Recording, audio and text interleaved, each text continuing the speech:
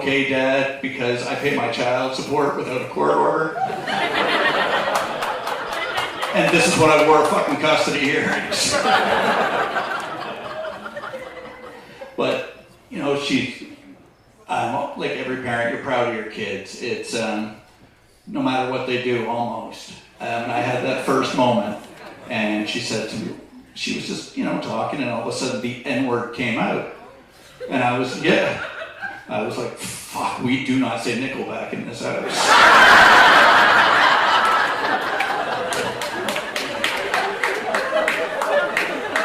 This is how you remind me of your mother.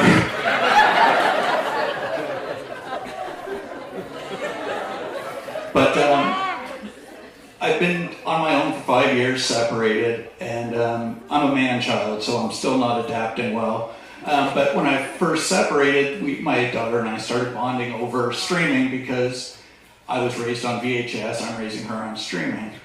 And we decided to start learning how to cook from Netflix. And you know, there's gotta be 300 shows on there, everything on there.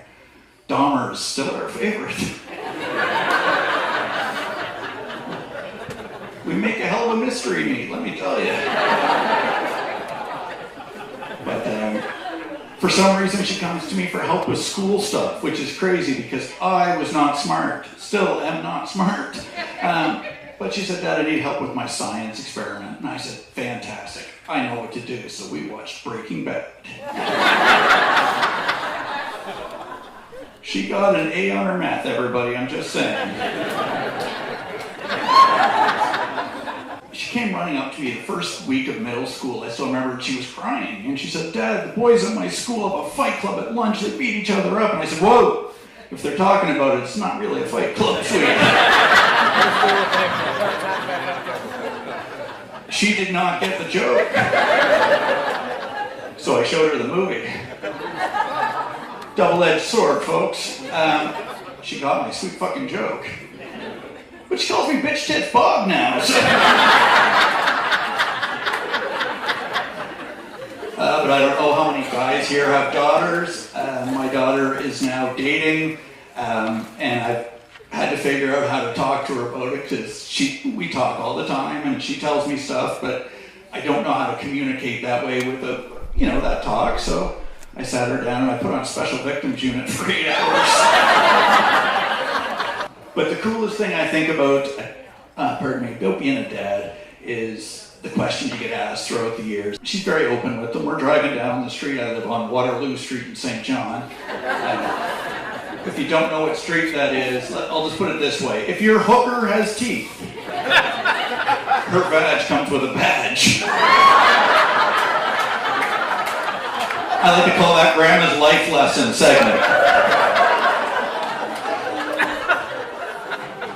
We're driving down, and she looked out, and it was last year there was 2 tent cities, like on either end of my street, because I'm in the good neighborhood. And she said, Dad, do you feel bad for the homeless? I said, yeah. Before I could really give her an answer, guy got out of a tent with 2 women, and I said, fuck no! Not today! Dad, is it true you dropped me down the stairs when I was a baby? Yes, sweetie. But unlike when Grandma and Grandpa did it to me, there was no permanent damage. And I learned you cannot carry a baby and a bong at the same time. 3 rolls only for this fellow, let me tell you. Dad, would you still love me if I were trans? Of course, sweetie. We got through Nickelback. We can get through anything. Dad, do you think you're going to get back together with Mom?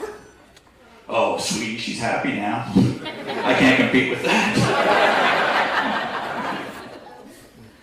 Are you gay, Dad?